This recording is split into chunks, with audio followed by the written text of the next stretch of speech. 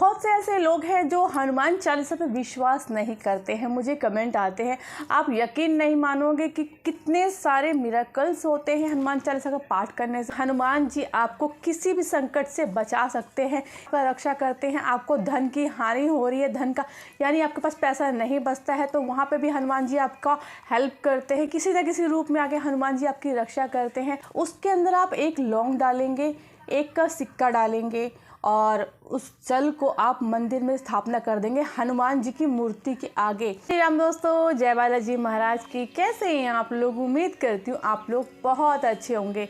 तो आज मैं आपको बताऊंगी कि हनुमान चालीसा अगर आप पढ़ते हैं तो उसकी कितनी सारी शक्तियाँ आपको प्राप्त हो जाती हैं और हनुमान जी आपको किसी भी संकट से बचा सकते हैं। यहाँ तक कि अगर आपके ऊपर अकाल मृत्यु भी होती है तो वहाँ पे भी आपकी हनुमान जी वहाँ से रक्षा भी करते हैं।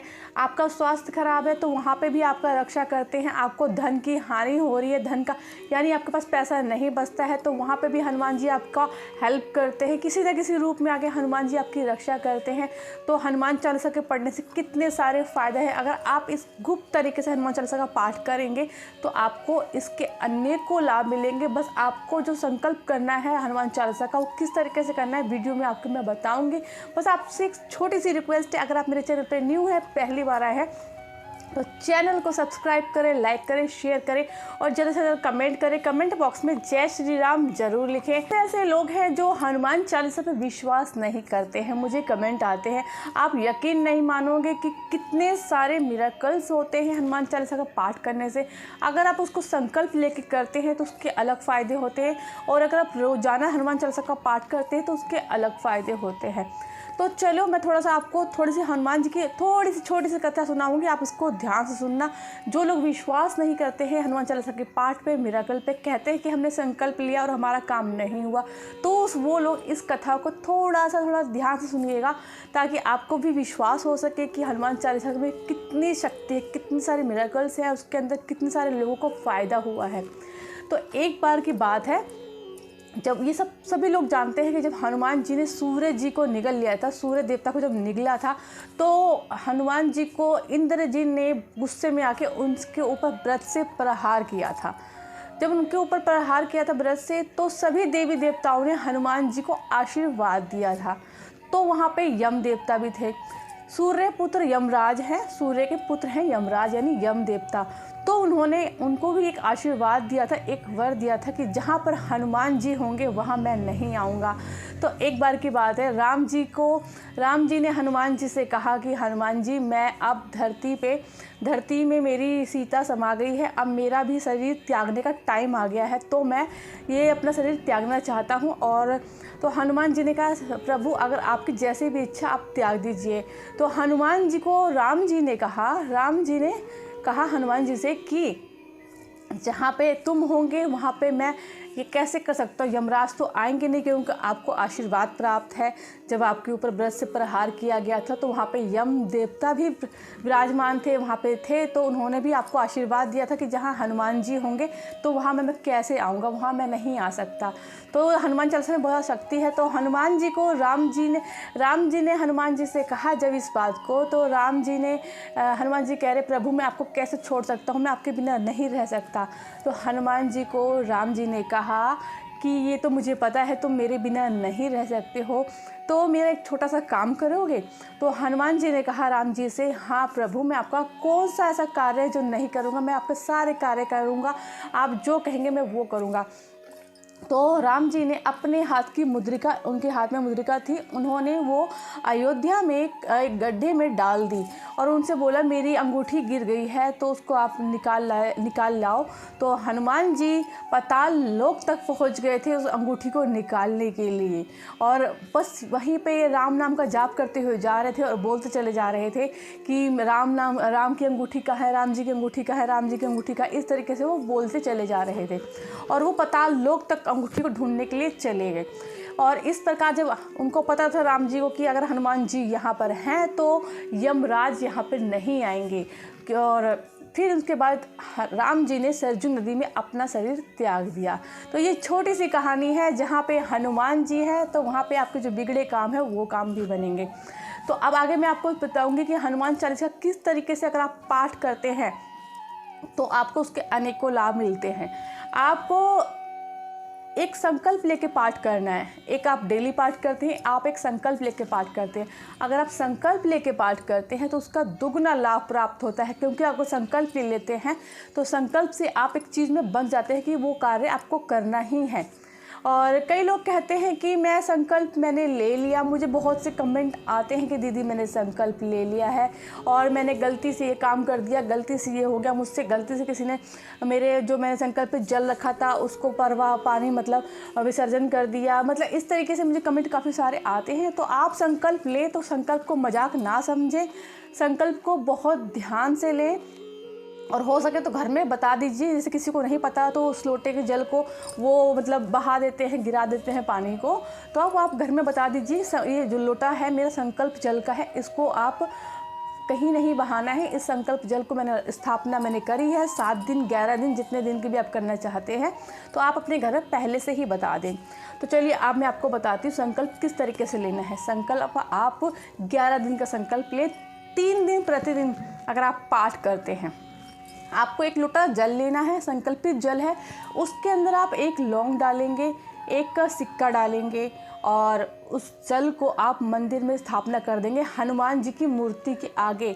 मुझे कोई कमेंट नहीं करेगा कि मेरे पास हनुमान जी की मूर्ति नहीं है, फ़ोटो नहीं है, तो क्या हम पूजा पाठ कर सकते हैं? मोबाइल में फ़ोटो रख के मोबाइल फ़ोन में हम फ़ोटो देख के पूजा पाठ कर सकते हैं। तो मैं फ़ोन में कभी रिकमेंड नहीं करूँगी आपको कि आप फ़ोन में हनुमान जी की फ़ोटो देख के पूजा करें। नहीं, आप संकल्प ले रहे हैं तो आपको पास एक लोटा जल होना चाहिए, आपको पास हनुमान जी की मूर्ति होनी चाहिए या फ़ोटो होना चाहिए, राम दरबार का एक फ़ोटो होना चाहिए।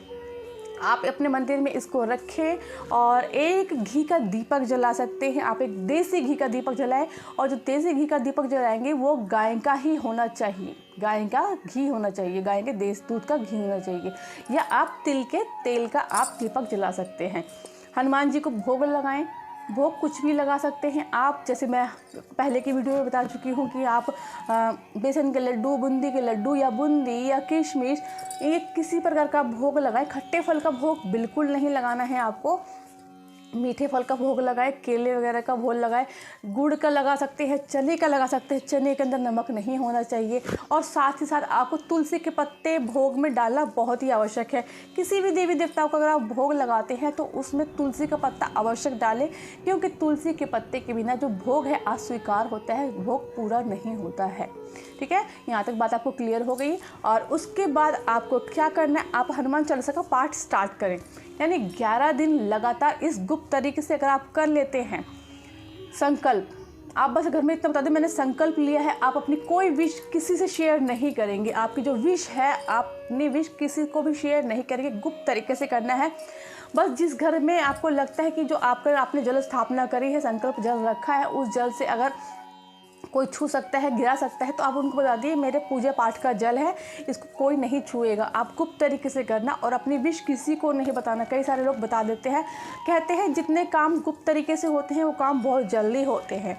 और आपको हनुमान चालीसा का पाठ करना है, 11 दिन लगातार करना है, 3 बार पढ़ना है रोज़। और आपको एक टाइम फिक्स रखना है कि आपको 5 बार पर आपको शाम को करना है या सुबह करना है। अगर आप सुबह करते हैं, अर्ली मॉर्निंग में करने हैं, ब्रह्म मुहूर्त में करेंगे, सूर्य उदय होने से पहले करेंगे, ठीक है। और अगर रात को करेंगे तो रात को अगर आप 8 बजे कर रहे हैं तो आप 8 बजे ही करेंगे। यानी एक टाइम आपको फिक्स कर लेना है। 5 मिनट 10 मिनट ऊपर नीचे हो सकता है। ये कमेंट भी आप करके मुझसे पूछते हैं कि दीदी हम थोड़ा सा लेट हो जाएंगे, तो कोई दिक्कत तो नहीं है। 5 मिनट 10 मिनट आगे पीछे हो सकता है, बट आप अपना टाइम फिक्स रखेंगे। हनुमान चालीसा पढ़ने से पहले आपको राम स्तुति करनी है। राम स्तुति करना बहुत ही ज़रूरी है। अगर आपके पास राम स्तुति मतलब बुक में नहीं है तो आप उसको प्रिंट आउट फ़ोन से निकलवा सकते हैं या उसको फ़ोन में देख के पढ़ सकते हैं। और हनुमान चालीसा का पाठ आप 3 बार लगातार पढ़ेंगे। उसके बाद 1 बार आप हनुमान अष्टक पढ़ेंगे और 1 बार बजरंग बाण का पाठ करेंगे। इस प्रकार से अगर आप करते हैं तो आपके जितने भी विश है वो विश पूरी हो जाएगी। और आपको एक ही आसन से करना है। उस आसन का इस्तेमाल यानी यूज़ आप ही करेंगे और कोई नहीं करेगा। जैसे एक आसन ले लिया है, उसी को लगातार, ना उसको धोना है, ना साफ़ करना है, ना कुछ करना है, उस आसन पे आप बैठेंगे, अपना पूजा पाठ करेंगे और फिर उस आसन को उठा के आप रख देंगे। आप इस बात को ध्यान रखना कि उस आसन का यूज़ आपके घर में कोई दूसरा ना करे। और ख़ासकर आपको एक चीज़ का और ध्यान रखना है कि आपको जब ये आप हनुमान चालीसा का संकल्प लेंगे तो आपके घर में चिकन, मीट, मछली, मांस का प्रयोग बिल्कुल नहीं होना चाहिए।